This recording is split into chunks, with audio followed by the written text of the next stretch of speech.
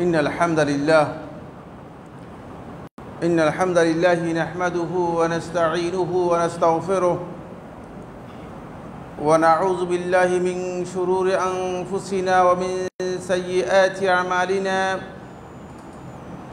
من يهده الله فلا مضل له ومن يضلل فلا هادي له وأشهد أن لا إله إلا الله وحده لا شريك له وأشهد أن محمدًا عبده ورسوله الذي بلغ الرسالة وأدى الأمانة ونصح الأمة وكشف بإذن ربه الغمة وتركنا على بيضاء ليلها كنهارها لا يزيغ عنها إلا هالك.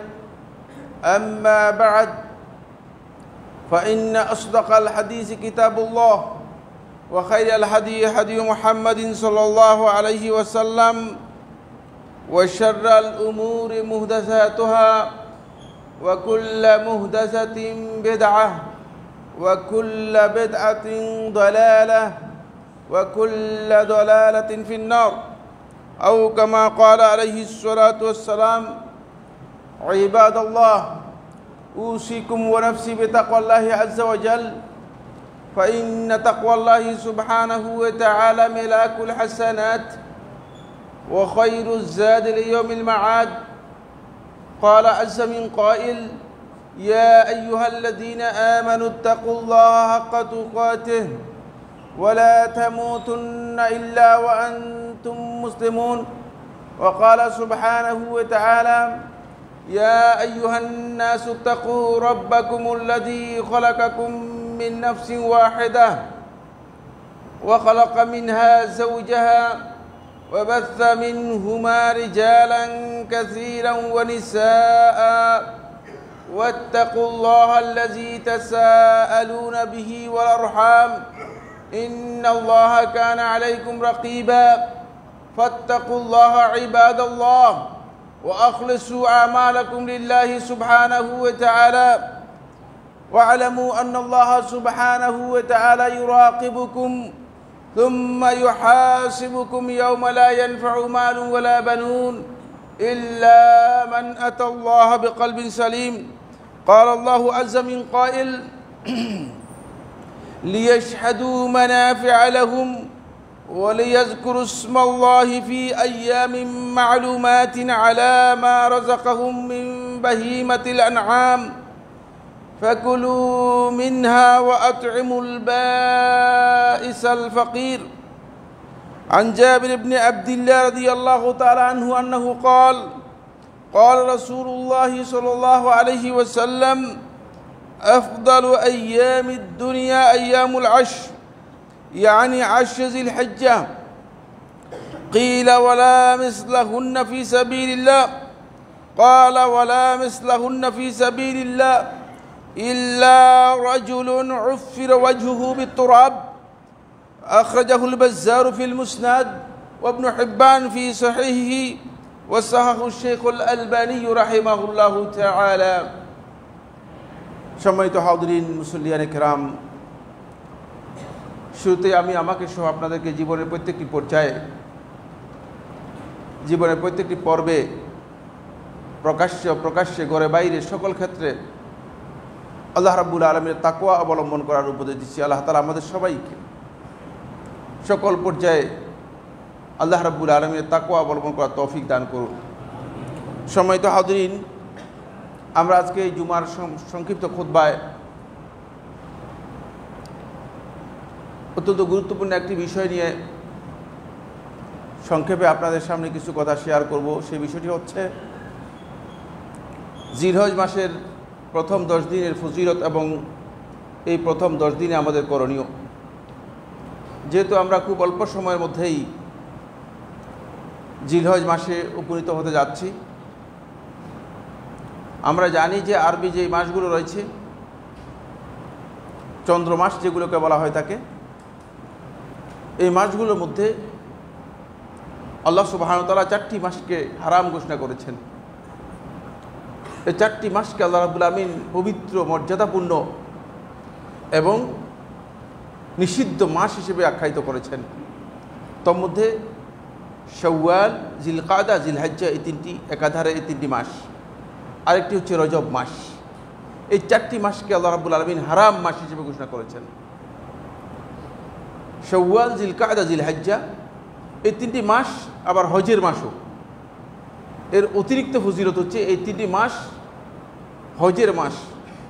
আল্লাহ রাব্বুল আলামিন কোরআনে কারীমের মধ্যে বলেছেন, আল হজ্জু আশহুরুন মালুমাত, যে আল্লাহ রাব্বুল আলামিনের কাছে সুনির্দিষ্ট কয়েকটি মাস আল্লাহ রাব্বুল আলামিন হজের জন্য নির্ধারণ করেছেন। তার মধ্যে ফামান ফারাদা ফীহিন্নাল হজ্জা ফালা রাফাসা ওয়ালা ফুসুকা ওয়ালা জিদালা ফিল হজ্জ, এই 3টি মাস, এই 3টি মাস হচ্ছে হজের মাস, শাওয়াল, জিলকাদা, জিলহজ্জা। এই জিলকাদা, জিলহজ্জা এবং শাওয়াল, এই 3টির মধ্যে জিলহজ মাসের প্রথম 10 দিন এর মর্যাদা, বিশেষ মর্যাদা রয়েছে। জিলহজ মাসের 11-12 তারিখ এর বিশেষ মর্যাদা রয়েছে। জিলহজ মাসের 9 তারিখের বিশেষ মর্যাদা রয়েছে। জিলহজ মাসের 10 তারিখের বিশেষ মর্যাদা রয়েছে। এই বিষয়গুলো নিয়ে কিছু কথা আমরা আলোচনা করব। এই ক্ষেত্রে একজন মুসলিম হিসেবে, একজন আল্লাহর বান্দা হিসেবে আমাদের যে করণীয় আছে, সেই করণীয় বিষয়গুলো সম্পর্কেও আমরা দৃষ্টি আকর্ষণ করব। আল্লাহ রাব্বুল আলামিন আমাদেরকে তৌফিক দান করুন। কিন্তু এর আগে আমি অত্যন্ত গুরুত্বপূর্ণ একটি বিষয়ে খুব সংক্ষেপে দৃষ্টি আকর্ষণ করব। আমার মূল আলোচনায় যাওয়ার আগে, আলোচ্য বিষয়ে প্রবেশ করার আগেই এই দৃষ্টি আকর্ষণ করা আমি মনে করি যে বর্তমানে মুসলিম উম্মার জন্য খুবই গুরুত্বপূর্ণ বিষয়। কারণ আমরা যারা আজকে মুসলিম হিসেবে নিজেদেরকে পরিচয় দিচ্ছি, ইসলামের সাথে আমাদের জ্ঞানগত দিক থেকে, আমলের দিক থেকে, আকীদার দিক থেকে এত বিশাল দূরত্ব রয়েছে যে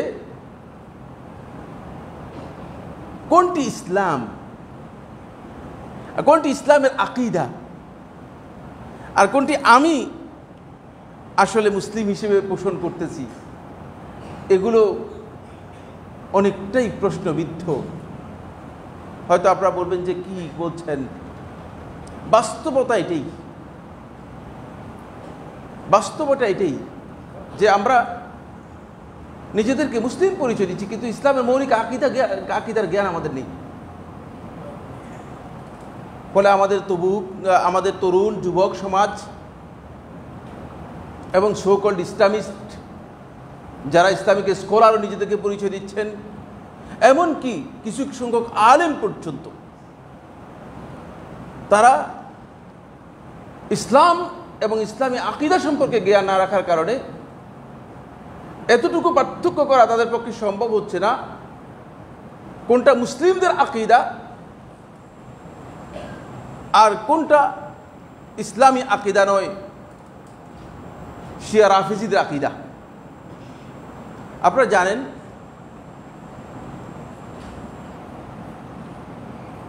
একেবারেই ইসলামের প্রারম্ভ লগ্ন থেকে ইসলামের যেই সবচেয়ে বড় ক্ষতি করেছে যারা, তাদের অন্যতম একটি ফেরকা হচ্ছে পথভ্রষ্ট ফেরকা, যারা ইসলাম থেকে শত শত কিলোমিটার দূরে সরে গিয়েছে। তারা হচ্ছে শিয়া রাফিজি সম্প্রদায়। এদের আকীদা সম্পর্কে আমাদের জানা নেই, এদের আমল সম্পর্কে আমাদের জানা নেই, এদের পরিচয় সম্পর্কে আমাদের জানা নেই। ফলে আমরা তাদেরকে মনে করছি যে তারা আমাদের জন্য একটা মডেল, তারা আমাদের জন্য অনুকরণীয়। তাদের আকীদা সম্পর্কে জ্ঞান না থাকার কারণে আমরা মনে করছি যে মানে তারা মুসলিমদের একটি পার্ট, ইসলামের সাথে তাদের কোনো সম্পর্ক নেই।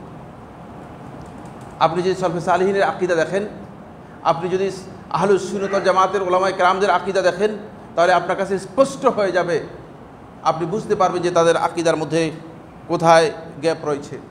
তাই এই জন্য আমি আজকের এই সংক্ষিপ্ত খুতবার শুরুতেই অত্যন্ত মৌলিক একটি বিষয় নিয়ে গোটা জাতিকে সতর্ক করা আমি অপরিহার্য মনে করছি। সেটা হচ্ছে এই ইসলাম ও মুসলিমদের বিরুদ্ধে রাফিজি সম্প্রদায়ের যে ভয়াবহ অবস্থান, সেটা যদি আমরা জানতে না পারি, তাহলে আমরা হয়তো চিন্তার দিক থেকে, আদর্শের দিক থেকে, চেতনার দিক থেকে, উপলব্ধির দিক থেকে, এমনকি হতে পারে আকীদাগত দিক থেকেও আমরা শিয়া রাফিজিদের সাথে নিজেদেরকে মার্জ করে ফেলব এবং শিয়া রাফিজিদের মধ্যে আমরা নিজেদের কোনো পার্থক্য খুঁজে পাবো না। আর তাই হচ্ছে। আমরা একটা পোস্ট দিয়েছিলাম অল্প কিছুদিন আগে, সে পোস্টকে কেন্দ্র করে আমি দেখেছি হাইলি এডুকেটেড, খুব বিগ প্রোফাইলের লোক অনেকেই এমন এমন মন্তব্য করেছেন যে মন্তব্য সত্যিই অবাঞ্ছিত এবং কোনোভাবেই এই ধরনের জ্ঞানী ব্যক্তির কাছ থেকে আসতে পারে না। তাহলে বোঝা যাচ্ছে যে তিনি এদের সম্পর্কে কত অজ্ঞ, কত জাহিল।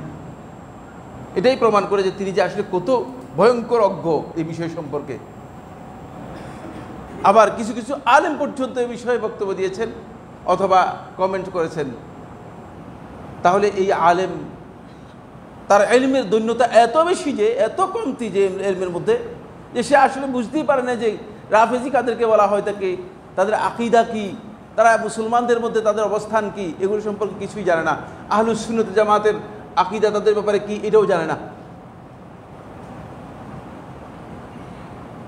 ফলে আমি মনে করেছি যে এই আবেগ তাড়িত গোষ্ঠী, যারা শুধু আবেগের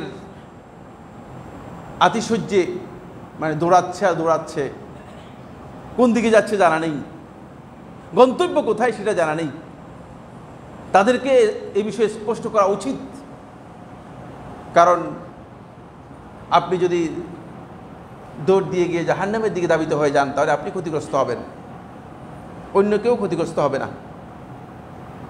কিয়ামতের দিন কেউ দল নিয়ে উঠতে পারবে না, খুব ভালো করে খেয়াল করুন। কেউ ফেরকা নিয়ে উঠতে পারবে না, কেউ গোষ্ঠী নিয়ে উঠতে পারবে না, কেউ মানে আত্মীয় স্বজন নিয়ে উঠতে পারবে না, কেউ পরিবার নিয়ে উঠতে পারবে না, স্বামী স্ত্রী নিয়ে উঠতে পারবে না, স্ত্রী স্বামী নিয়ে উঠতে পারবে না। ওয়াকুল্লুহুম আতিহি ইয়াওমাল কিয়ামাতি ফারদা, প্রত্যেকে আল্লাহ রাব্বুল আলামিনের কাছে কিয়ামতের দিন আসবে এককভাবে, ইন্ডিভিজুয়াল, প্রত্যেকেই। সুতরাং সেদিন আপনি কিভাবে প্রশ্নের উত্তর দিবেন? সেদিন আপনাকে জিজ্ঞেস করা হবে না, আপনার স্ত্রীও আপনার সম্পর্কে প্রশ্নের উত্তর দেবে না, আপনি আপনার স্ত্রীর প্রশ্ন উত্তর দেবেন না, আপনি আপনার দলের প্রশ্ন উত্তর দেবেন না, দল আপনার পক্ষ থেকে প্রশ্ন উত্তর দিতে সক্ষম হবে না। সুতরাং এই বিষয়গুলো নিশ্চিত করতে হবে আমাদেরকে ক্লিয়ার জানতে হবে। বন্ধুগণ, এই ক্ষেত্রে আমি প্রথম কথা বলছি যেটি, সেটা হলো এই শিয়া রাফিজি সম্প্রদায়, তারা আল্লাহ রাসূল সাল্লাল্লাহু আলাইহি ওয়াসাল্লামের প্রথমেই রাসূলুল্লাহ সাল্লাল্লাহু আলাইহি ওয়াসাল্লামের সবচেয়ে প্রিয়ভাজন, আল্লাহ রাসূল সাল্লাল্লাহু আলাইহি ওয়াসাল্লামের যারা সবচেয়ে কাছের মানুষ, সাহাবায়ে কেরামদেরকে তারা সবাইকে মুরতাদ, কাফের মনে করে। নাউজুবিল্লাহ। সাহাবায়ে কেরামদেরকে কাফের মনে করে। এদের মধ্যে আবু বকর, ওমর, উসমান, হাফসা, আয়েশা রাদিয়াল্লাহু তাআলা আনহুম, যারা আল্লাহ রাসূল সাল্লাল্লাহু আলাইহি ওয়াসাল্লামের সবচেয়ে কাছের মানুষ ছিলেন, এদেরকে তারা জাহান্নামী এবং কাফির মনে করে, লানত করা ওয়াজিব মনে করে।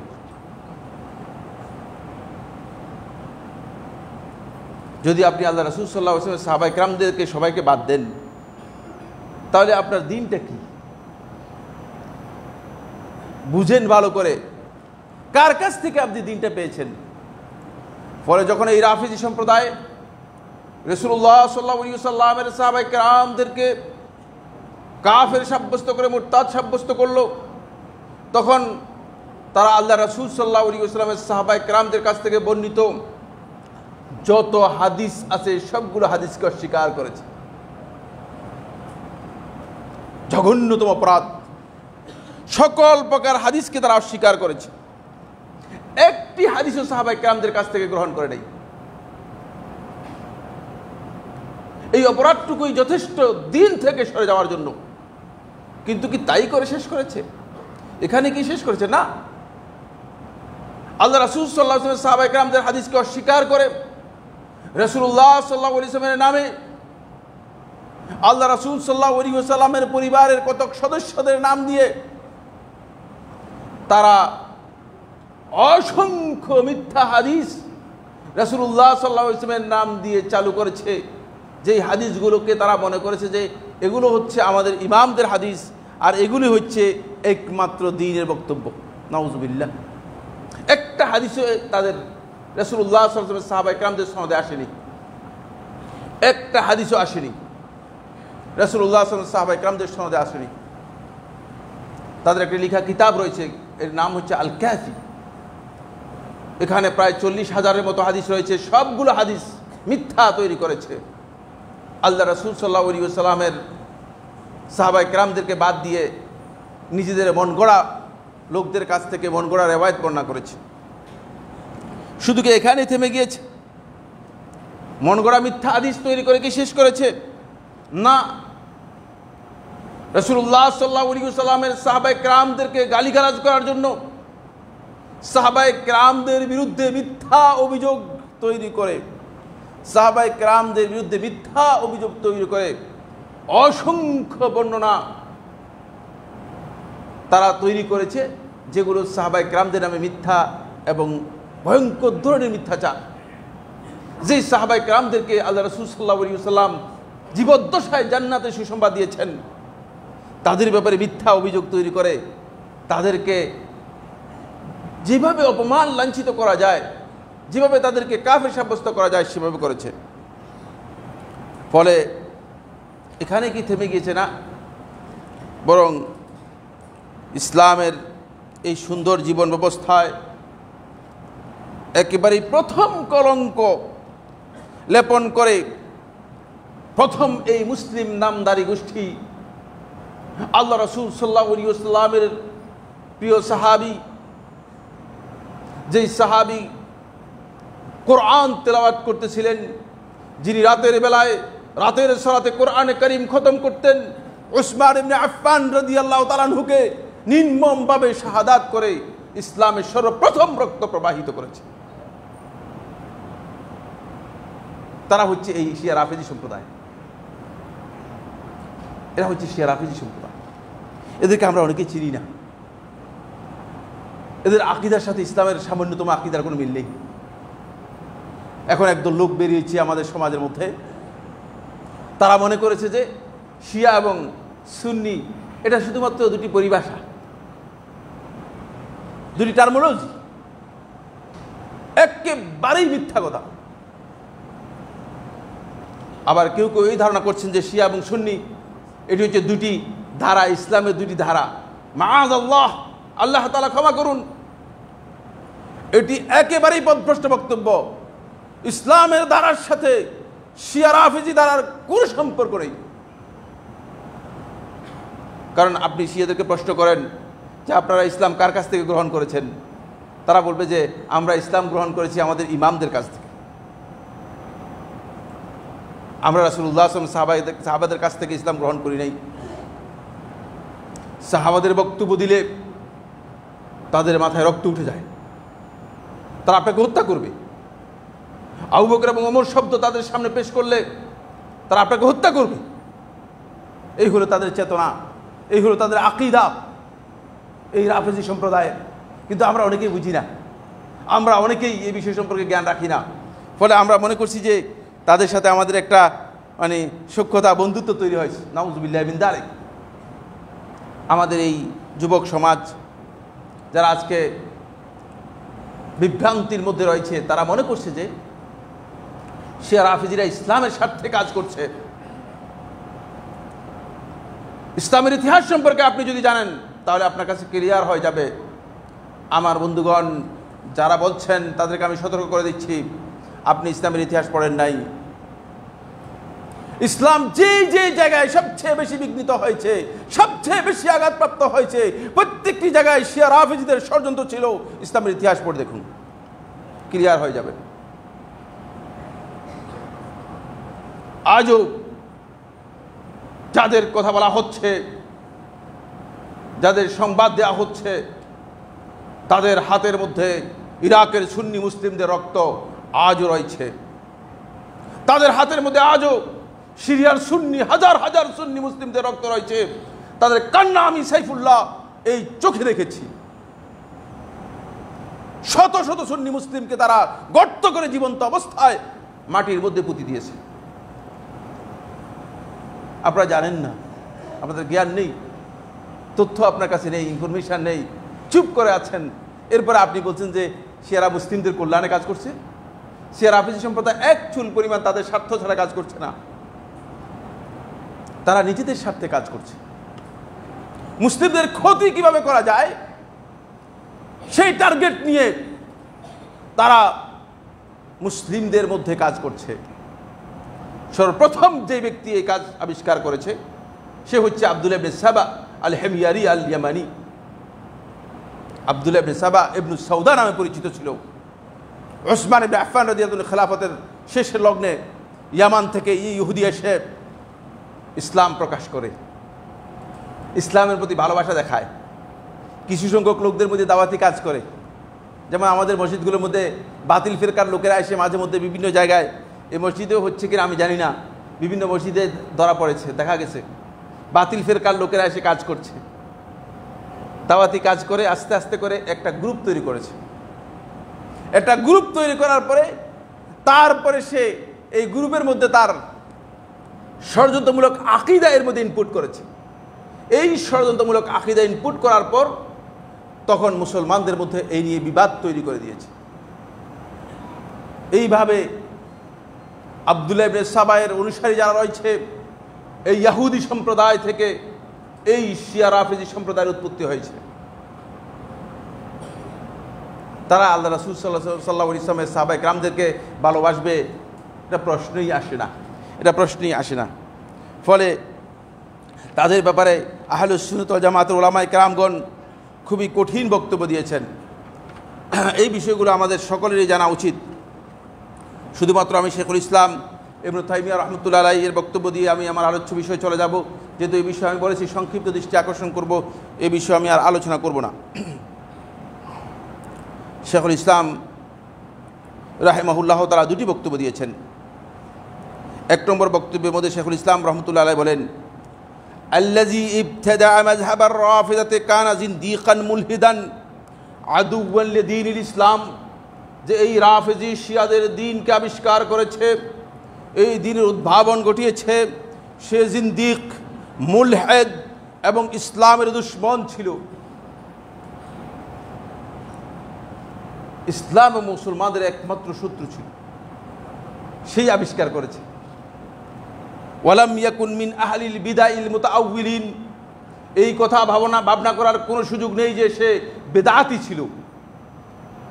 বেদাতিদেরকে তো আমরা অনুসরণ করতে পারি না, বেদাতির ব্যাপারে তো আমাদের বক্তব্য রয়েছে। আহলুল বিদআ এর সাথে উঠা বসা করতে আহলুস সুন্নাহ ওয়াল জামাত নিষেধ করেছেন, এমনকি তাদেরকে সম্মান করতে পর্যন্ত নিষেধ করেছেন। সেই ক্ষেত্রে শেখুল ইসলাম ইবনে তাইমিয়া রাহমাতুল্লাহ আলাইহি বলেন, ওয়ালাম ইয়াকুন মিন আহলিল বিদআ আল মুতাআউবিলিন কাল খাওয়ারিজি ওয়াল কাদরিয়া, যেমন খারিজি সম্প্রদায় এবং তাকদীর অস্বীকারী কাদরিয়া সম্প্রদায়, তাদের মতো তারা এরকম সম্প্রদায় নয়, তারা জিন্দিক ছিল। তারা সবাই ইসলামের নাম প্রকাশ করেছে, লিবাস, মাথায় কালো পাগড়ি, গায়ে কালো আভায়া, আর পোশাক দিয়ে শুধুমাত্র ইসলাম হলে চলবে না বন্ধুগণ। ইসলাম কোনো পোশাককে কি করে নাই, সম্মান করে নাই। ইসলামের মূল বিষয় হচ্ছে আকীদার সাথে জড়িত। আপনার আকীদা সংশোধন না হলে পোশাক আপনার যতই সুন্দর হোক না কেন, আপনার এই পোশাক দিয়ে কোনো লাভ হবে না। কারণ কিয়ামতের দিন যখন আপনি উঠবেন তখন এই পোশাক নিয়ে উঠতেই পারবেন না। আপনি কিয়ামতের দিন আল্লাহ তাআলার কাছে উঠবেন কিভাবে? আল্লাহ রাসূল সাল্লাল্লাহু আলাইহি ওয়াসাল্লাম বলেছেন যে সবাই উঠবে একেবারে উরাতান গুরলা। সবাই কিয়ামতের দিন উঠবে উরাতান গুরলা, খালি পায়ে, উলঙ্গ, এবং যেই অবস্থায় আল্লাহ তাআলা সৃষ্টি করেছে সেই অবস্থায় উঠবে। সুতরাং পোশাক দিয়ে উঠতেই পারবেন না, সেই পরিচয় হবে না। আর পোশাকের মধ্যে ইসলামের কিছুই নেই। আপনার আকীদা ঠিক আছে কিনা, সেই আকীদার মধ্যে সবচেয়ে বড় গলদ রয়েছে। ফলে আমার বন্ধুগণ, তাদের আকীদার মধ্যে শেখুল ইসলাম ইবনে তাইমিয়্যা রাহমাতুল্লাহ আলাইহি মিনহাজুস সুন্নাহ নববিয়ার মধ্যে উল্লেখ করেন। তিনি বলেন, এই শিয়া রাফিজি সম্প্রদায় সম্পর্কে যদি তোমরা জানতে চাও, তোমরা এই বিষয়ে ভালো করে জেনে নাও। যদি মূসা আলাইহিস সালাতু ওয়াস সালামের অনুসরণ করা থেকে বিচ্যুত হয়ে গিয়েছে ইহুদি সম্প্রদায়, এই ইহুদিদেরকে যদি জিজ্ঞেস করো, ইহুদিদের কাছে যদি প্রশ্ন করো যে মূসা আলাইহিস সালাতু ওয়াস সালামের অনুসারীদের মধ্যে কারা সবচেয়ে সম্মানিত, কারা সবচেয়ে মর্যাদাবান, তখন তারা বলবে মূসার সাথে যারা ছিল তারা হচ্ছে সবচেয়ে সম্মানিত। কারণ এরা মূসার সাথে সাহচর্য পেয়েছে, নবীর সাহচর্য পেয়েছে। যারা নবীর সাথে ছিল তারা মর্যাদার কাছে দিক থেকে তাদের মর্যাদা কম করার সুযোগ নেই। আর তোমরা যদি খ্রিস্টানদেরকে জিজ্ঞাসা করো, যারা মূসা আলাইহিস সালাতু ঈসা আলাইহিস সালামের দেখানো দিন থেকে সরে গিয়েছে, তাদেরকে জিজ্ঞেস করো তোমাদের কাছে সম্মানিত ব্যক্তি কারা, তখন এই খ্রিস্টানরা বলবে যে হাওয়ারি, যারা ঈসা আলাইহিস সালাতু অনুসরণ করেছিল, কাছে ছিল, তারা অত্যন্ত মর্যাদার। আর যদি তুমি এই রাফিজি সম্প্রদায়কে জিজ্ঞেস করো যে তোমাদের মধ্যে সবচেয়ে নিকৃষ্টতম লোক কারা, তারা বলবে মুহাম্মদ সাল্লাল্লাহু আলাইহি ওয়াসাল্লামের অনুসরণ যারা করে, মুহাম্মদ সাল্লাল্লাহু আলাইহি ওয়াসাল্লাম সাহাবায়ে কেরাম যারা আছে, তারাই হচ্ছে সবচেয়ে নিকৃষ্ট। নাউজুবিল্লাহ। দেখেন সাহাবায়ে কেরামদেরকে তারা কিভাবে ঘৃণা করেছে। সাহাবায়ে কেরামদেরকে যারা ঘৃণা করে থাকে, তারা মুহাম্মদ সাল্লাল্লাহু আলাইহি ওয়াসাল্লামকে সম্মান করে ভালোবাসে, এই ধারণা করার সুযোগ আছে কিনা ইমানদার ব্যক্তিদের বুঝতে হবে। যার অন্তরে ঈমান আছে তিনি বুঝবেন, যারা সাহাবায়ে কেরামদেরকে এইভাবে সম্মান করে থাকে, তারা কোন অবস্থাতে আল্লাহ রাসূল সাল্লাল্লাহু আলাইহি ওয়াসাল্লামকে মর্যাদা দেবে এটা বুঝার সুযোগ নেই। আমাদের এই বক্তব্যের এক পর্যায়ে আমার কাছে কিছু ভাই প্রশ্ন করলেন যে তারা ফিলিস্তিনি মুসলমানদের জন্য মানে তারাই একমাত্র কথা বলেছে, আর আপনি দেখি যে উল্টা কথা বলতেছেন। আপনারা হয়তো কয়েকজন এখানে হয়তো প্রশ্ন করবেন যে ফিলিস্তিনি মুসলমানদের জন্য তারা মানে অংশগ্রহণ করেছে। নাউজুবিল্লাহ। জেনে নেন খুব ভালো করে, নাউজুবিল্লাহ। তারা মুসলিমদের জন্য দাঁড়ায়নি, তারা নিজেদের স্বার্থ সিদ্ধি করার জন্য দাঁড়িয়েছে। যারা ইন্টারন্যাশনাল জিও পলিটিক্যাল অবস্থা সম্পর্কে জানেন, তাদের এই বিষয়ে বুঝার কথা। এখানে আন্তর্জাতিক রাজনৈতিক একটা বিষয় রয়েছে। নিজেদের সেই রাজনৈতিক শক্তিকে তারা জানান দেওয়ার জন্য সেখানে দাঁড়িয়েছে। তাদের সর্বোচ্চ পর্যায়ের কর্মকর্তা মারা গিয়েছেন, নাম বললাম না, তিনি এই ঘটনায় যিনি মারা গিয়েছেন তাদের একজন এই কথা বলেছে যে আমরা 7ই অক্টোবর এই যে ইসরায়েলে যে হামলা হয়েছে, এই হামলা হচ্ছে ইরাকে কাসেম সুলাইমানি হত্যার প্রতিশোধ। নাউজুবিল্লাহ।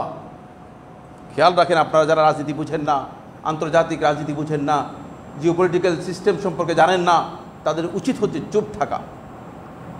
আমরা রাজনীতি বুঝি না, একজন রাজনীতি করি না, রাজনীতি করিও না, বলিও না।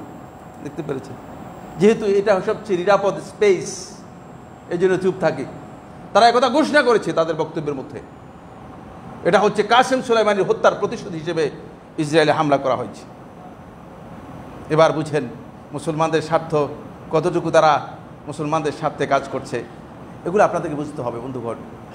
যারা বুঝেন না তারাই মন্তব্য করেন, তারাই কথা বলেন বেশি, কিন্তু আকীদার বিষয় সম্পর্কে জ্ঞান যদি আমাদের না থাকে আমাদের উচিত হচ্ছে আমরা চুপ থাকবো। আল্লাহ তাআলা আমাদের সবাইকে তৌফিক দান করুন। বিষয়গুলো বুঝার জন্য শুধু বলেছি, সমালোচনার জন্য নয়, এই নিয়ে বাড়াবাড়ির জন্য নয়। একজন ইমানদার ব্যক্তি যদি তার ইমানের মৌলিক বিষয় সম্পর্কে জ্ঞান না রাখতে পারে তাহলে তিনি সত্যিকার অর্থে সবচেয়ে বেশি ক্ষতিগ্রস্ত হবেন। এ বিষয়ে বিস্তারিত আমার আলোচনা রয়েছে এবং আহলুস সুন্নাত ওয়াল জামাতের উলামায়ে কেরামের স্ট্যান্ড কি এ বিষয়ে আমার সুস্পষ্ট বক্তব্য রয়েছে। সুতরাং আমরা চেষ্টা করি এই বিষয়গুলো সম্পর্কে জ্ঞান অর্জন করার জন্য। আল্লাহ তাআলা আমাদেরকে তৌফিক দান করুন। বন্ধুগণ, আমি মূল আলোচ্য বিষয়ে আমার চলে আসছি। আজকের যে আলোচ্য বিষয় সেটা হচ্ছে জিলহজ মাসের প্রথম 10 দিনের মর্যাদা ও ফজিলত। জিলহজ মাসের প্রথম 10 দিন এটি অত্যন্ত মর্যাদাপূর্ণ দিবস। জিলহজ মাসের এই প্রথম 10 দিনের প্রথম বিষয় হচ্ছে এর ফজিলতের ব্যাপারে আল্লাহ সুবহানাহু ওয়া তাআলা সূরাতুল ফজরের প্রথম, দ্বিতীয়, তৃতীয় এই আয়াতগুলোর মধ্যে আল্লাহ রাব্বুল আলামিন এই প্রথম 10 দিনের কসম করেছেন। এই 10 দিন আল্লাহ তাআলার কাছে এত মর্যাদাপূর্ণ যে আল্লাহ সুবহানাহু ওয়া তাআলা এই 10 দিনের কসম করেছেন। আল্লাহ রাব্বুল আলামিন কোরআনে কারীমের মধ্যে ইরশাদ করেন, ওয়াল ফজরি ওয়া লায়ালিন আশর ওয়াশ শাফঈ ওয়াল ওয়াতর। আল্লাহ তাআলা বলেন ফজরের কসম এবং 10 দিবসের কসম, 10 দিনের কসম। এই আয়াতের তাফসীরের মধ্যে জুমহুর আহলুত তাফসীর, অধিকাংশ আহলুত তাফসীর কথা বলেছেন এখানে 10 দিন বলতে বোঝানো হয়েছে জিলহজ মাসের প্রথম 10 দিন। এই প্রথম 10 দিন আল্লাহ রাব্বুল আলামিনের কাছে এত গুরুত্বপূর্ণ যে আল্লাহ সুবহানাহু ওয়া তাআলা এই 10 দিনের কসম করেছেন কোরআনের মধ্যে। যখন কোনো একটা বিষয়ে অত্যন্ত গুরুত্ব দেওয়া হয়, অত্যন্ত গুরুত্বপূর্ণ বোঝানো হয়, তখন আল্লাহ রাব্বুল আলামিন কোরআনে কারীমের মধ্যে কসম করে বলেন, যেমন ওয়াল আশরে সময়ের কসম, ওয়াদ দুহা মধ্যাহ্নের কসম। এভাবে আল্লাহ সুবহানাহু ওয়া তাআলা বিভিন্ন জায়গায় কী করেছেন, বিভিন্ন বিষয়ের উপর কসম করেছেন। এই কসমটা আল্লাহ তাআলার কাছে এই জন্য কসম করে থাকেন যে ওই বিষয়টা এত মর্যাদাপূর্ণ, এত গুরুত্বপূর্ণ, সেটা মানুষদেরকে বোঝানোর জন্য আল্লাহ সুবহানাহু ওয়া তাআলা কসম করেছেন। দ্বিতীয় নম্বর হচ্ছে আল্লাহ সুবহানাহু ওয়া তাআলা কোরআনে কারীমের সূরাতুল হজ্জের 28 নম্বর আয়াতের মধ্যে এই দিনগুলোকে আল্লাহ তাআলা বলেছেন এগুলো হচ্ছে আল্লাহ রাব্বুল আলামিনের জিকির করার জন্য আল্লাহ তাআলার কাছে নির্ধারিত দিবসসমূহ। আল্লাহ তাআলা বলেন সূরা হজ্জের মধ্যে যখন হজের ঘোষণা দেওয়া হচ্ছে, এরপরে যখন কুরবানির কথা বলা হয়েছে, তখন হজের এই ঘোষণার সাথে আল্লাহ তাআলা সম্পৃক্ত করে বলছেন লিয়াশহাদু মানাফিআ লাহুম। এই যে হজের বিধানটা তাদেরকে দেওয়া হয়েছে কেন? লিয়াশহাদু মানাফিআ লাহুম, তারা যেন দুনিয়া এবং আখিরাতের তাদের যে কল্যাণ আল্লাহ তাআলা বরাদ্দ করেছেন, আল্লাহ রাব্বুল আলামিন যে কল্যাণ তাদের জন্য রেখেছেন, সেই কল্যাণ তারা যেন সেখানে গিয়ে প্রত্যক্ষ করতে পারে, দেখতে পায়। এরপরে ওয়ালিয়াজকুরু ইসমাল্লাহি ফি আইয়ামিন মা'লুমাত, আর ওই সুনির্দিষ্ট দিনগুলোতে যেন আল্লাহ তাআলার জিকির করতে পারে। আলা মা রাযাকাহুম মিন বাহিমাতিল আনআম, কিসের মাধ্যমে? আলা মা রাযাকাহুম মিন বাহিমাতিল আনআম, আল্লাহ রাব্বুল আলামিন তাদেরকে যেই চতুষ্পদ জন্তু রিজিক হিসেবে দিয়েছেন সেগুলো আল্লাহর রাস্তায় জবে করার মাধ্যমে। আল্লাহ রাব্বুল আলামিন জিকিরের পদ্ধতিও বলেছেন এবং এই দিনগুলো হচ্ছে জিকিরের জন্য। ফলে জিকিরের জন্য আল্লাহ সুবহানাহু ওয়া তাআলা এই 10টি দিনকে আল্লাহ তাআলা সবচেয়ে বেশি মর্যাদাপূর্ণ দিবস হিসেবে আখ্যায়িত করেছেন। ফাকুলু মিনহা ওয়া আতিমুল বাইসাল ফাকির, এটা হলো যখন আপনি পশু জবে করবেন তখন এই পশু থেকে আপনাকে খাওয়ার জন্য অনুমোদন দেওয়া হয়েছে। ওয়া আতিমুল বাইসাল ফাকির, আর যে দুস্থ অভাবী ফকির তাদেরকেও খাওয়াবেন আপনার এই কোরবানি থেকে, এই নির্দেশ দেওয়া হয়েছে। এই আয়াত থেকে আমরা এটা বুঝতে পেরেছি এই দিনগুলো আল্লাহ রাব্বুল আলামিন বিশেষ করে স্পেশাল আল্লাহ তাআলা জিকিরের জন্য নির্দিষ্ট করেছেন আল্লাহ সুবহানাহু ওয়া তাআলা। সেটা হচ্ছে জিলহজ মাসের 10 দিন, জিলহজ মাসের প্রথম 10 দিন।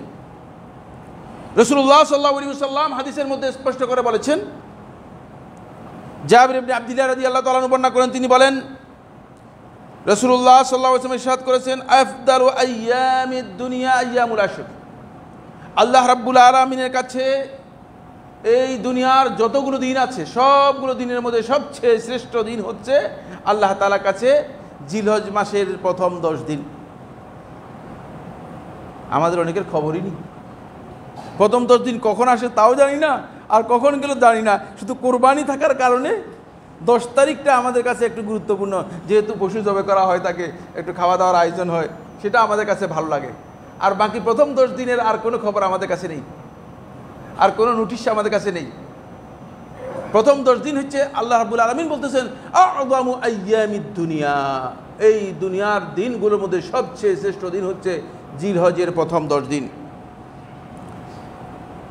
রাসূলুল্লাহ সাল্লাল্লাহু আলাইহি ওয়াসাল্লাম যখন এই কথা বলেছেন, তখন আল্লাহ রাসূল সাল্লাল্লাহু আলাইহি ওয়াসাল্লামকে প্রশ্ন করা হয় যে কিলা, হে আল্লাহ রাসূল সাল্লাল্লাহু আলাইহি ওয়াসাল্লাম, এই 10 দিনের মতো জিহাদ ফি সাবিলিল্লাহ, আল্লাহর রাস্তায় যুদ্ধ করার দিন কি, দিনের চেয়েও কি এগুলো মর্যাদাপূর্ণ? কারণ একজন ব্যক্তি যখন আল্লাহর রাস্তায় জিহাদ করার জন্য বেরিয়ে যায়, তার প্রত্যেকটা দিনই হতে পারে হয়তো মারা যাবে, অথবা জিহাদে কি হবে, গাজী হবে, বিজয়ী হবে। তার আশঙ্কা থেকে গিয়েছে জীবনের জন্য, সম্পদের জন্য। এটা সহজ বিষয় না। জীবন দিয়ে যিনি আল্লাহর রাস্তায় বেরিয়েছেন, আর আপনি আমি এই দুজন লোক বাড়ি থেকে উজু করে মসজিদে আসছি, এক ধরনের লোক কিনা? হ্যাঁ, একই চেতনার লোক কিনা? প্রশ্নই আসে না। এখন যদি এখানে আমরা সবাইকে বলি যে চলেন, বলে চলেন মানে চলেন, যুদ্ধ আছে, আমরা যুদ্ধে বেরিয়ে যাব সবাই। এখানে আমার সাথে আর তাকিয়ে তাকিয়ে আস্তে আস্তে করে দেখবেন যে কমতে কমতে শেষ পর্যায়ে মুসা আলাইহিস সালাম তাকিয়ে দেখে যে মুসা এবং মুসার ভাই ছাড়া আর কেউ নেই।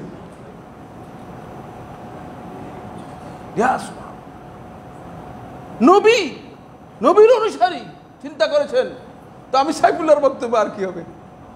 মুসা আলাইহিস সালাম তাকিয়ে দেখেন যে মুসা এবং তার ভাই ছাড়া আর কেউ নাই। তখন আল্লাহ তাআলার কাছে দরখাস্ত করলেন, আল্লাহ, আমি আর আমার ভাই ছাড়া তার কেউ নেই। তারা বলতেছে যে ইযহাব আনতা ওয়া আখুকা ফাকাতিলা, তুমি আর তোমার ভাই যাও যুদ্ধ করো, আমরা এদের সাথে যুদ্ধ করতে পারবো না, আমরা জীবন দিতে পারবো না। এই অবস্থা হয়ে যাবে। এই জন্য আমার বন্ধুগণ, জিহাদ ফি সাবিলিল্লাহর মর্যাদা, এই দিনগুলোর মর্যাদা আল্লাহ তাআলার কাছে অনেক বেশি। সাহাবায়ে কেরাম প্রশ্ন করলেন, হে আল্লাহ রাসূল সাল্লাল্লাহু আলাইহি ওয়াসাল্লাম, জিহাদ ফি সাবিলিল্লাহর যে মর্যাদা আছে এর চেয়েও কি বেশি? বলে যে এর চেয়েও বেশি, এই দিনগুলোর মর্যাদা আল্লাহ তাআলার কাছে এর চেয়েও বেশি। আসুন, অনেক লম্বা আলোচনা, সময় সুযোগ করবে কিনা আমি জানি না, সময় যতটুকু সাপোর্ট করে আমি ততটুকু এগিয়ে যাব।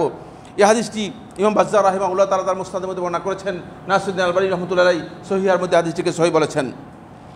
সাঈদ ইবনে জুবাইর রাদিয়াল্লাহু তাআলা বর্ণনা করেন, তিনি বলেন, ইজা দাখালাতিল আশরু, যখন জিলহজ মাসের প্রথম 10 দিন আসতো, তখন সাঈদ ইবনে জুবাইর রাদিয়াল্লাহু তাআলা নিজেই ইজতিহাদান হাত্তা মা ইয়াকাদু ইয়াকদির আলাইহি, এত বেশি ইবাদত করতেন, এত বেশি নেক আমল করতেন, মনে হতো যেন আর কোনো সম্ভব না, আর বেশি ইবাদত করা সম্ভব না, এত বেশি ইবাদত করতেন। ইমাম দারমি রহমতুল্লাহ তার মুসনাদের মধ্যে বর্ণনা করেছেন, সুনানের মধ্যে বর্ণনা করেছেন, এবং শেখ মুহাক্কিক এই হাদিসটাকে সনদি দিক থেকে হাসান বলেছেন। ইমাম সাঈদ ইবনে জুবাইর রাহিমাহুল্লাহ তাআলা তিনি আরও বর্ণনা করেন, লা তুতফিউ সুরুজাকুম লায়ালিল আশর, এই 10 দিনের রাত্রগুলোতে তোমরা তোমাদের ঘরের বাতিগুলো নিভাবে না। এদিকে ইঙ্গিত করেছেন কিনায়াতান আল কিরাআতি ওয়াল কিয়াম, যাতে করে কোরআন তেলাওয়াত এবং কিয়ামুল লাইল করা যায়। সালাফদের আমল সাব্যস্ত হয়েছে, খেয়াল রাখবেন, সালাফদের আমল সাব্যস্ত হয়েছে এই 10 দিনের ব্যাপারে। আসুন, হাফিজ ইবনে হাজার আসকালানী রাহমাতুল্লাহ ফাথুল বারির মধ্যে উল্লেখ করেন, তিনি বলেন, ওয়াল্লাযী ইয়াজহার আন্না সাবাব ফি ইমতিয়াজ আশর জিলহিজ্জাতি, এই আশর জিলহিজ্জার বিশেষত্বের কারণ হচ্ছে এই দিনগুলোর মধ্যেই আল্লাহ রাব্বুল আলামিন যত ইবাদত ফরজ করেছেন, যত প্রকার ইবাদত আছে, সকল প্রকার ইবাদত একসাথ করে দিয়েছেন। এটা আর কোনো দিনের মধ্যে পাওয়া যাবে না। এই 10 দিনের মধ্যে যত প্রকারের ইবাদত আল্লাহ তাআলা ফরজ করেছেন, সকল প্রকার ইবাদতকে আল্লাহ রাব্বুল আলামিন কি করেছেন? কম্বাইন করেছেন। এই জন্য এই 10 দিনের মর্যাদা আল্লাহ রাব্বুল আলামিনের কাছে অনেক বেশি। ফলে শেখুল ইসলাম ইবনে তাইমিয়া রাহমাতুল্লাহকে প্রশ্ন করা হয়েছে, মজমু ফাতাওয়ার মধ্যে শেখুল ইসলাম রাহমাতুল্লাহকে প্রশ্ন করা হয়েছে, জিলহজ মাসের প্রথম 10 দিন আর রমাদানের শেষ 10 দিন, এর মধ্যে কোনটি শ্রেষ্ঠ? তখন শেখুল ইসলাম ইবনে তাইমিয়া রাহমাতুল্লাহ আলাইহি বলেন, জিলহজ মাসের প্রথম 10 দিনের গুরুত্ব রমাদান মাসের শেষ 10 দিনের চেয়ে শ্রেষ্ঠ, আর জিলহজ মাসের রমাদান মাসের শেষ 10 রাতের গুরুত্ব জিলহজ মাসের প্রথম 10 রাতের চেয়ে গুরুত্বপূর্ণ। রাতের দিক থেকে রমাদান মাসের রাতগুলো হচ্ছে শ্রেষ্ঠ, আর দিনের দিক থেকে জিলহজ মাসের প্রথম 10 দিনের মর্যাদা হচ্ছে বেশি। বুঝতে পেরেছেন? এর কারণ হচ্ছে রমাদান মাসের শেষ দশকের মধ্যে আল্লাহ রাসূল সাল্লাল্লাহু আলাইহি ওয়াসাল্লাম এই কথা আমাদেরকে জানিয়েছেন যে এমন একটি রাত্রি রয়েছে যে রাত্রি আল্লাহ রাব্বুল আলামিনের কাছে খায়রুম মিন আলফি শাহর, হাজার মাসের চেয়েও অত্যন্ত মর্যাদাপূর্ণ একটি রাত্রি রয়েছে। এই জন্য এই রাতের কারণে রাতগুলো অনেক মর্যাদাপূর্ণ। আর জিলহজ মাসের প্রথম 10 দিনের মধ্যে এমন 2টি দিন রয়েছে যে এই 2টি দিন আল্লাহ তাআলার কাছে এই গোটা পৃথিবীর যত দিন আছে সবগুলো দিনের চেয়ে শ্রেষ্ঠ। একটি হচ্ছে ইয়ৌম আরাফা, আরাফার দিবস, আর একটি হচ্ছে ইয়মুল হজ্জিল আকবর, হজ্জ আকবরের দিবস, অর্থাৎ 10 তারিখ, যেটি ইয়মুন নাহার, কোরবানির দিন। সুতরাং এই কারণে এই দিনগুলো অত্যন্ত গুরুত্বপূর্ণ। আসুন, এর মধ্যে ইয়মে আরাফা রয়েছে। ইয়মে আরাফার মর্যাদা কি? এক দিনের মর্যাদাই এত বেশি যে শুধুমাত্র ইয়মে আরাফার এই দিন যদি হাজী সাহেব ছাড়া আমরা যারা হজ করি নাই, আমরা যদি এক দিনের সিয়াম পালন করে থাকি, রাসূলুল্লাহ সাল্লাল্লাহু আলাইহি ওয়াসাল্লাম হাদিসের মধ্যে বলেছেন এক দিনের সিয়াম আপনার বিগত এবং আগত 2 বছরের গুনাহ ক্ষমা করে দেবে। এক দিনের মর্যাদা এত বেশি। আর এই দিনের মর্যাদা এমন যে যারা আরাফার ময়দানে অবস্থান নেবে সত্যিকার ঈমান এবং ইখলাসের সাথে, আল্লাহ রাব্বুল আলামিন তাদেরকে একেবারে জাহান্নামের আগুন থেকে পরিপূর্ণরূপে মুক্ত করে দেবেন। আর এই দিনে এত বেশি সংখ্যক আল্লাহ সুবহানাহু ওয়া তাআলা আল্লাহর বান্দাদেরকে জাহান্নামের আগুন থেকে মুক্তি দিয়ে থাকেন। রাসূলুল্লাহ সাল্লাল্লাহু আলাইহি ওয়াসাল্লাম বলেন, আল্লাহ রাব্বুল আলামিন জাহান্নামের আগুন থেকে যখন আল্লাহর বান্দাদেরকে মুক্তি দিয়ে থাকেন এই দিনে, তখন শয়তান অস্থির হয়ে যায়। শয়তান তখন অস্থির হয়ে শয়তান মনে করে যে এদের সবাইকে জাহান্নামের আগুন থেকে মুক্তি দিয়ে দিচ্ছে, সুতরাং আমি তো আমার এজেন্ডা নিয়ে এসেছি, সে এজেন্ডা আর বাস্তবায়ন করতে পারলাম না। শয়তান নিজেকে নিজে অস্থিরতার কারণে শয়তান নিজেকে নিজে অনুতপ্ত হয় এবং নিজের উপর নিজে আঘাত হানতে থাকে। এভাবে শয়তান অস্থির হয়ে যায়। আসুন, এই কথাগুলো সংক্ষেপে আলোচনা করার পরে আমরা এরপরে এই দিনগুলোর মধ্যে রয়েছে ইয়মুন নাহার। ইয়মুন নাহার অনেক দীর্ঘ আলোচনা।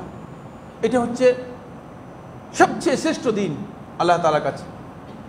ওই 10 দিনের মধ্যে সবচেয়ে শ্রেষ্ঠ দিন হচ্ছে ইয়মুন নাহার, কারণ এই দিনটাকে আল্লাহ রাব্বুল আলামিন কোরবানির জন্য, পশু জবাই করার জন্য আল্লাহ তাআলা নির্ধারণ করে দিয়েছেন। এবার আমরা আলোচনা করব, সময়ের কারণে আমি আর এই বিষয় সম্পর্কে কথা না বলেই সামনের দিকে যাচ্ছি। এবার আমরা যে বিষয়টি আলোচনা করব সেটা হচ্ছে এই 10 দিনে আমাদের জন্য করণীয় কাজগুলো কি কি। অনেক লম্বা আলোচনা, শুধু হয়তো পয়েন্ট বলবো অথবা কয়েকটি হাদিস আপনাদের সামনে পেশ করার জন্য চেষ্টা করব। 1 নম্বর বিষয় হচ্ছে বন্ধুগণ, এই 10 দিনের অন্যতম আমল হচ্ছে, বা সবচেয়ে গ্রেট মর্যাদাপূর্ণ আমল হচ্ছে হজ এবং উমরা আদায় করা। যাদের সামর্থ্য রয়েছে, সুযোগ রয়েছে, তারা হজ এবং উমরা পালন করার জন্য চেষ্টা করবেন। একটি কথা আমি আপনাদেরকে বলতে চাই, সেটা হচ্ছে এই অনেকের উপরেই হজ ফরজ হয়, কিন্তু তিনি হজ আদায় করেন না, তিনি ডিলে করেন, দেরি করেন। কেউ কেউ দেরি করেন যে ছেলে সন্তান বিয়ের জন্য অপেক্ষা করতেছেন, কেউ কেউ দেরি করতেছেন যে ওটা একটু গুছাইনি। ব্যবসাটা এমন যে মনে হয় যেন এই পৃথিবীর সব গুছানোর দায়িত্ব আল্লাহ তাআলা তাকে দিয়েছেন। আল্লাহর কসম করে বলছি, কোনো কিছুই গুছাতে পারবেন না, গুছাতে পারবেন না। গুছানোর জন্য আপনাকে পাঠানো হয় নাই। আপনি এভাবেই যেতে হবে আপনাকে। যেদিন চলে যাবেন সেদিন আপনি দেখবেন যে পকেটের টাকাও গুছাতে পারেন নাই, বাকি অন্য কাজ তো দূরের কথা। এখান থেকে সবাইকে এভাবে যেতে হবে। এখানে নোটিশ দিয়ে আপনাকে যাওয়ার জন্য বলা হবে না, নোটিশ ছাড়াই যেতে হবে। সুতরাং গুছানোর আগে আপনার উপর যদি হজ ফরজ হয়ে থাকে, হজ আদায় করে ডিলে করবেন না, ডিলে করার কোনো সুযোগ নেই। উমরা এটা হজের সাথে জড়িত একটি বিষয়। যাদের উপর হজ ফরজ তাদের উপর উমরাও ওয়াজিব, তারা উমরাও আদায় করবে এবং হজ এবং উমরা দুটোই আদায় করবে। চেষ্টা করুন উমরা আদায় করার জন্য। হজ এবং উমরা হচ্ছে এই দিনগুলোতে সবচেয়ে শ্রেষ্ঠ মর্যাদাপূর্ণ ইবাদত। রাসূলুল্লাহ সাল্লাল্লাহু আলাইহি ওয়াসাল্লাম সহিহ বুখারী ও মুসলিম হাদিসের মধ্যে বলেছেন, আল উমরাতু ইলাল উমরাহ কাফারাতুল লিমা বাইনাহুমা, এক উমরা থেকে আরম্ভ করে আরেক উমরা পর্যন্ত কাফারাতুল লিমা বাইনাহুমা, এই দুইয়ের মধ্যবর্তী সময়ের জন্য কাফারা। পুরা সময়ের আল্লাহ রাব্বুল আলামিন কাফারা করে দেবেন।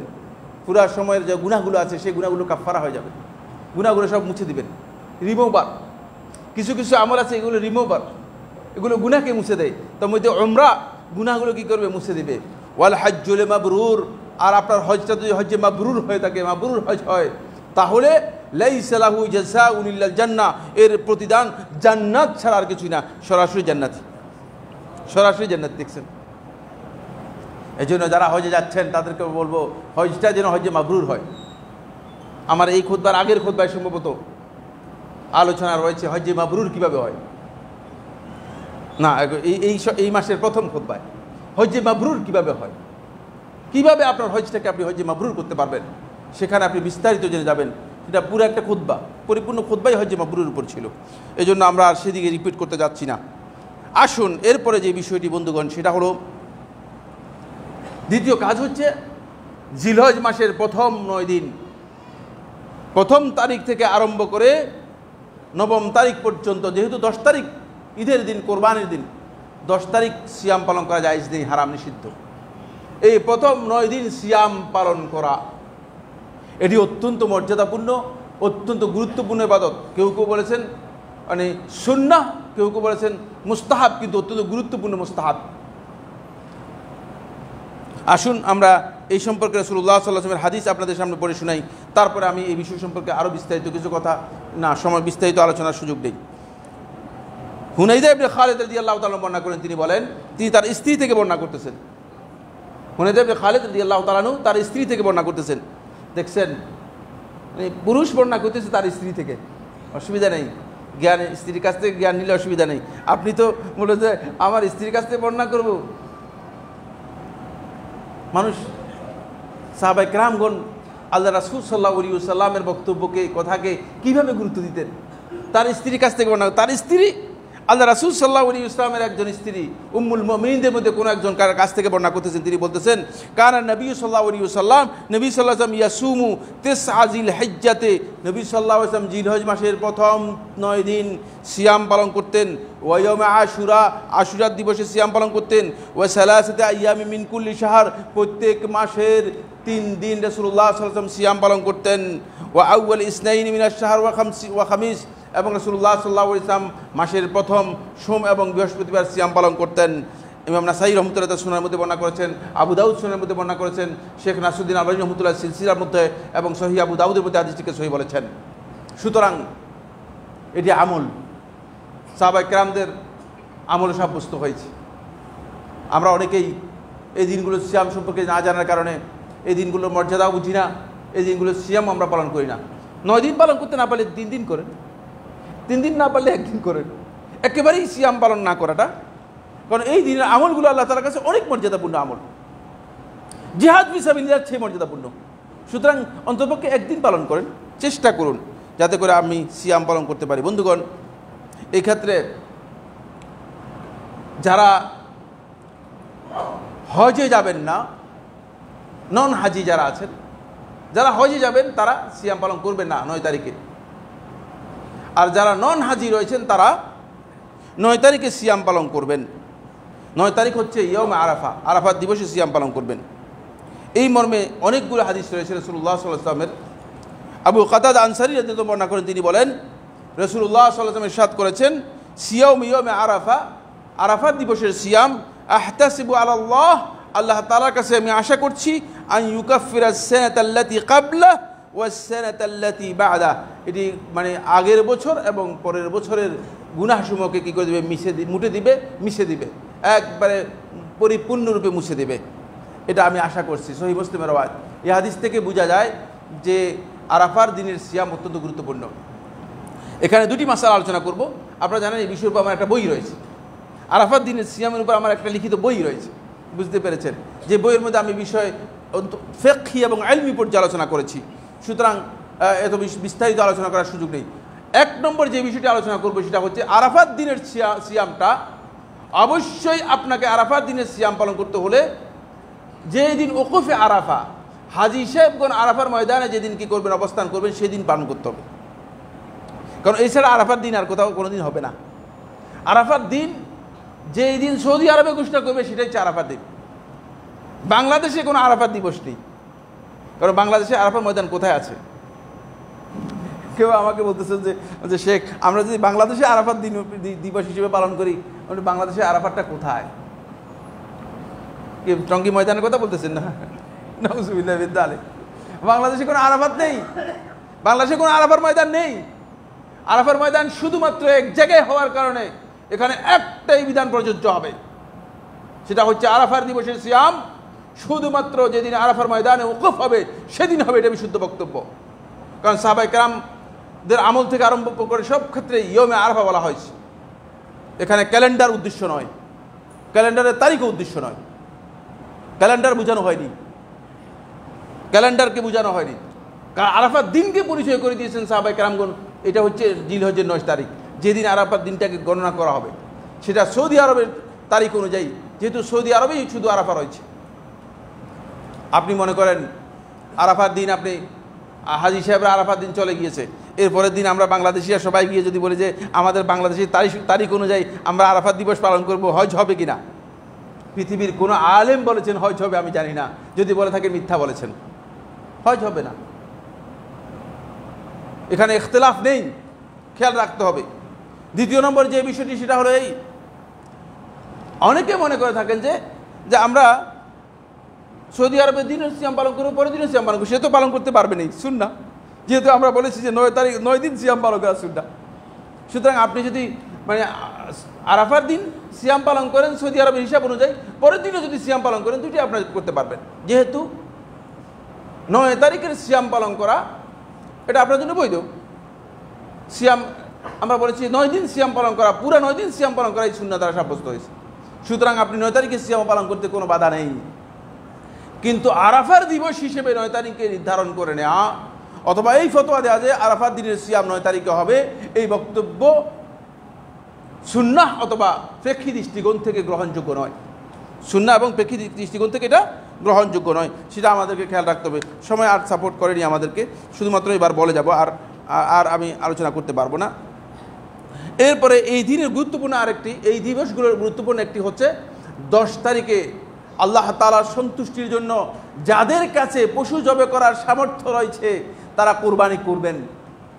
একটা মিসকনসেপ্ট রয়েছে, সেটা হচ্ছে এই, যখন আমরা বলে থাকি যে কোরবানি করা সুন্নাহ, তখন অনেকে মনে করে থাকে যে সুন্নাহ হলে করলাম না। না, আপনার কাছে সামর্থ্য রয়েছে, আপনি কোরবানি করবেন। আরেকটা বিষয় আমি আপনাদেরকে বলে যাই, সেটা হচ্ছে অনেকে আছে যে মানে কোরবানি কোনো রকম করেন, যদি আপনার সামর্থ্য থাকে আপনি একাধিক কোরবানি করবেন। সুন্নাহ হচ্ছে একাধিক কোরবানি করা। রাসূলুল্লাহ সাল্লাল্লাহু আলাইহি ওয়াসাল্লাম একাধিক কোরবানি করেছেন। রাসূলুল্লাহ সাল্লাল্লাহু আলাইহি ওয়াসাল্লাম বিদায় হজে কোরবানি করেছেন কয়টি আপনারা জানেন কিনা? 100টি কোরবানি করেছেন। আল্লাহ নবী সাল্লাল্লাহু আলাইহি ওয়াসাল্লাম কি আপনাদের মতো এরকম এই 6তলা বাড়ির মালিক ছিলেন কিনা? যারা 6তলা মালিক, তারা 10তলার মালিক। রাসূলুল্লাহ সাল্লাল্লাহু আলাইহি ওয়াসাল্লাম কি 6তলা মালিক ছিলেন কিনা? আল্লাহ নবী সাল্লাল্লাহু আলাইহি ওয়াসাল্লাম ছিলেন না, ছিলেন না। 6তলার মালিক ছিলেন না রাসূলুল্লাহ সাল্লাল্লাহু আলাইহি ওয়াসাল্লাম। রাসূলুল্লাহ সাল্লাল্লাহু আলাইহি ওয়াসাল্লামের ঘরগুলো খেজুর গাছের ছাউনি দিয়ে তৈরি করা ছিল, খেজুর গাছের কাঠ দিয়ে তৈরি করা ছিল। কিন্তু আল্লাহ নবী সাল্লাল্লাহু আলাইহি ওয়াসাল্লাম 100টি কোরবানি করেছেন। নবী সাল্লাল্লাহু আলাইহি ওয়াসাল্লাম যখনই কোরবানি করতেন আল্লাহর সন্তুষ্টির জন্য, নবী সাল্লাল্লাহু আলাইহি ওয়াসাল্লাম একাধিক কোরবানি করতেন, চেষ্টা করবেন বেশি করার জন্য। কেন? কারণ হচ্ছে এই কোরবানির মধ্যে একদল লোকের হক আল্লাহ রাব্বুল আলামিন রেখেছেন। অনেক মানুষ আছে তারা হতে পারে যে বছরেও একবার গরুর গোশত কিনে খেতে পারছে না, তাদেরকে আপনি সহযোগিতা করতে পারলেন। এমন মানুষ বহু আছে, বহু আছে যারা পুরা বছরে হয়তো একবার কোরবানির গোশত মানে গরু গোশত কিনে অথবা মানে ভালো গোশত কিনে খেতে পারছে না, আপনি কোরবানি করে তাদের মধ্যে বন্টন করে দিলেন। এটা আল্লাহ রাব্বুল আলামিন এই যাদেরকে তৌফিক দিয়েছেন তারা করার জন্য চেষ্টা করবেন। এরপর আমার বন্ধুগণ, এই দিনগুলোর অত্যন্ত গুরুত্বপূর্ণ বিষয় হচ্ছে এই দিনগুলোর মধ্যে অধিক পরিমাণে আল্লাহ রাব্বুল আলামিনের তাকবীর, আল্লাহু আকবার, তাহমিদ, আল্লাহ আলহামদুলিল্লাহ আলহামদুলিল্লাহ, তাহলিল, তাসবিহ, এগুলো বেশি পরিমাণে করার কথা রাসূলুল্লাহ নির্দেশ দিয়েছেন। এই দিনগুলোর 4টি কাজ একসাথে, তাকবীর, আল্লাহু আকবার, সুবহানাল্লাহ, আলহামদুলিল্লাহ, আল্লাহু আকবার, লা ইলাহা ইল্লাল্লাহ, এগুলো যত বেশি বলতে পারেন এবং আওয়াজ করে, সাহাবায়ে কেরামগণ আওয়াজ করে করে বলতেন। এই দিনগুলোর তাকবীরের ধরন হচ্ছে, এটা সুন্নাহ মাহজুরা, এই সুন্নাহটি শেষ হয়ে গিয়েছে, সময় আমাদের কাছে সাপোর্ট করে না, আর বলতে পারবো না। এই সুন্নাহটা আমরা জানিই না, এমনভাবে আমাদের কাছ থেকে উধাও হয়ে গিয়েছে। সেটা হচ্ছে তাকবীরের সুন্নাহ হচ্ছে জিলহজ মাসের চাঁদ দেখা থেকে আরম্ভ করে 13 তারিখ সূর্যাস্ত পর্যন্ত তাকবীর দেওয়া হচ্ছে সুন্নাহ। এটাকে বলা হয় থাকে তাকবীরুল মুতলাক। এটাই রাসূলুল্লাহ সাল্লাল্লাহু আলাইহি ওয়াসাল্লাম হাদিসের মধ্যে নির্দেশ দিয়েছেন। জিলহজ মাসের চাঁদ দেখা থেকে আরম্ভ করে 13 তারিখ পর্যন্ত আপনি কি করবেন? এই তাকবীরগুলো দিবেন, আল্লাহু আকবার, আল্লাহু আকবার, আল্লাহু আকবার, লা ইলাহা ইল্লাল্লাহ, আল্লাহু আকবার, আল্লাহু আকবার, ওয়ালিল্লাহিল হামদ। এই তাকবীরগুলো বেশি বেশি করে বলবেন। আরও অনেক তাকবীর রয়েছে, তাকবীরের আলফাজগুলো আমি এখানে আপনাদের সামনে আলোচনা করছি না। কিন্তু বিশেষ তাকবীর রয়েছে সেটা হলো জিলহজ মাসের 9 তারিখ থেকে, 9 তারিখ ফজর থেকে আরম্ভ করে 13 তারিখ আসর পর্যন্ত প্রত্যেক ফরজ সালাতের পরে তাকবীর দেওয়ার ব্যাপারে আলী ইবনে আবি তালিব রাদিয়াল্লাহু তাআলা থেকে বর্ণিত একটি রিওয়ায়াত সাব্যস্ত হয়েছে। এবং নাসরুদ্দিন আলবানী রাহমাতুল্লাহ সহিহ বলেছেন, জুমহুর আহলুল হাদিস, আহলুল ইলম এটাকে আমল করেছেন। সেটা হচ্ছে বিশেষ তাকবীর দেয়া। সেক্ষেত্রে ফরজ সালাতের পরে বিশেষ করে তাকবীর দেওয়াটা এটি সুন্নাহ। তবে ফরজ সালাতের পরে এই তাকবীর সম্মিলিতভাবে সবাই দিবে এটা নয়, বরং তাকবীর দিবে, তাকবীরে আওয়াজ করে তাকবীর দিবে। আওয়াজ করে তাকবীর দিতে গেলে যদি সম্মিলিত হয়ে যায় এতে অসুবিধা নেই, কিন্তু সম্মিলিত তাকবীর একজনে তাকবীর দিবে, আরেকজন সেবা কি কোরাজের মতো করে বলবে, এটা সুন্নাহ দ্বারা সাব্যস্ত হয়নি বা এটা সালাফদের আমল দ্বারা সাব্যস্ত হয়নি। ফরজ সালাতের পরে এই তাকবীরগুলো দেওয়াটা এটি ওয়াজিব কেউ কেউ বলেছেন, কেউ কেউ সুন্নাহ বলেছেন। বিশুদ্ধ বক্তব্য হচ্ছে এগুলো সুন্নাহ, বিশুদ্ধ বক্তব্য হচ্ছে এগুলো সুন্নাহ। তবে হাজী সাহেবদের জন্য নয়, হাজী সাহেবদের তখন তালবিয়া দেওয়াটা হচ্ছে সুন্নাহ। হাজী সাহেবরা তালবিয়া দিবেন, তালবিয়া শেষ করার পরে হাজী সাহেবগণ তাকবীরের মধ্যে প্রবেশ করবেন। আর আজকের আলোচনায় আমরা আলোচনা করতে পারিনি। এরপরে রয়েছে অধিক পরিমাণে সদকা করা এই দিনগুলোর মধ্যে। এরপরে রয়েছে এই দিনগুলোর মধ্যে কিয়ামুল লাইল করা, রাত্র জাগা। এই দিনগুলোর সময়টাকে গুরুত্ব দিয়ে কাজে লাগানোর চেষ্টা করা, আমর বিল মারুফ, ভালো কাজের জন্য মানুষদেরকে উপদেশ দেওয়া, আত্মীয়তার সম্পর্ক বজায় রাখার জন্য আত্মীয়দের খোঁজ খবর নেওয়া, এবং পিতামাতার সাথে সদ্ব্যবহার করা, পিতামাতার সাথে উত্তম আচরণ করা। এই দিনগুলোর অনেকগুলো আমল সালাফদের কাছ থেকে সাব্যস্ত হয়েছে, কিন্তু সময়ের কারণে আমরা যতটুকু বলেছি আমি মনে করি থাকি যে ততটুকু আমল যদি আমরা করতে পারি আল্লাহ রাব্বুল আলামিন আমাদেরকে তৌফিক দান করুন, আমিন। আকুলু কাওলি হাযা লি ওয়া লাকুম ফাস্তাগফিরুল্লাহ লি ওয়া লাকুম ফাস্তাগফিরুহু ইন্নাহু হুয়াল গফুরুর রহিম।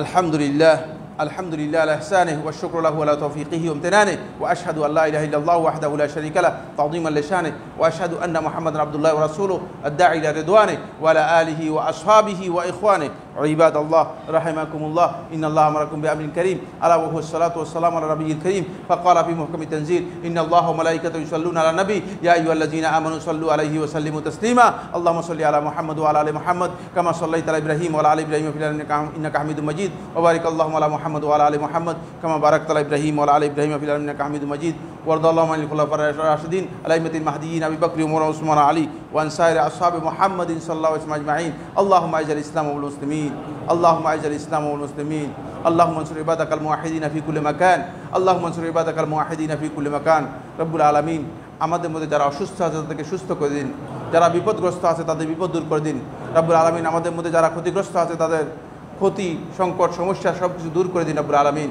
রব্বুল আলামিন আমাদের সবাইকে দ্বীনের উপরে ইস্তেকামত দান করুন, দ্বীনের জ্ঞান দান করুন রব্বুল আলামিন। রব্বুল আলামিন আমাদের সবাইকে আপনি যাতে আমরা জিলহজ মাসের প্রথম 10 দিনের যেই মর্যাদা, যে ফজিলত রয়েছে সেই ফজিলত লাভ করতে পারি এবং সেই আমলগুলো যেন করতে পারি আমাদেরকে তৌফিক দান করুন রব্বুল আলামিন। রব্বুল আলামিন মুসলিম উম্মাহ অত্যন্ত ক্রান্তিকাল, অত্যন্ত সংকটাপন্ন একটি সময় অতিক্রম করছে রব্বুল আলামিন। ফিলিস্তিনে মুসলমানরা নির্যাতিত হচ্ছে নির্মমভাবে, তাদের উপর অত্যাচার জুলুম নেমে এসেছে রব্বুল আলামিন, তাদেরকে সাহায্য করুন আপনি রব্বুল আলামিন। রব্বুল আলামিন ইসলামের দুশমন, মুসলমানদের দুশমন ইহুদি এবং দখলদার বাহিনীকে রব্বুল আলামিন আপনি আপনার পক্ষ থেকে গায়েবী সৈন্য পাঠিয়ে আল্লাহ রাব্বুল আলামিন তাদেরকে ধ্বংস করে দিন রব্বুল আলামিন। রব্বুল আলামিন তাদেরকে তাদের অস্ত্র দিয়ে ধ্বংস করে দিন রব্বুল আলামিন। রব্বুল আলামিন তাদের উপর আপনার এমন গজব, এমন আযাব নাজিল করুন যা কোনোভাবে প্রতিহত করা তাদের সাধ্য নেই রব্বুল আলামিন। এমন আযাব তাদের উপর নাজিল করুন রব্বুল আলামিন। রব্বুল আলামিন আপনি আমাদের সবার উপর রহমত নাজিল করুন রব্বুল আলামিন। আমরা অনেক ক্ষতিগ্রস্ত, অনেক বিপদগ্রস্ত রব্বুল আলামিন। আমাদের অবস্থা এমন যে আমরা অত্যন্ত তাপদায়ী কষ্টের মধ্যে আছি রব্বুল আলামিন।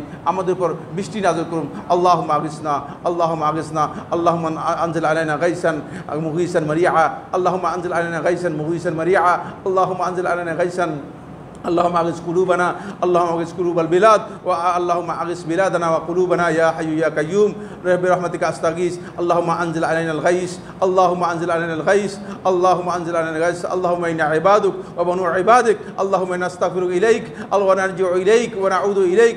اللهم انزل علينا الغيث، اللهم انزل علينا الغيث. عباد الله رحمكم الله، إن الله يأمر بالعدل والإحسان وإيتاء ذي القربى وينهى عن الفحشاء والمنكر والبغي يعظكم لعلكم تذكرون. فاذكروا الله العظيم الجليل يذكركم واشكروه على آلائه ونعمه يزدكم ولذكر الله أكبر والله يعلم ما تصنعون.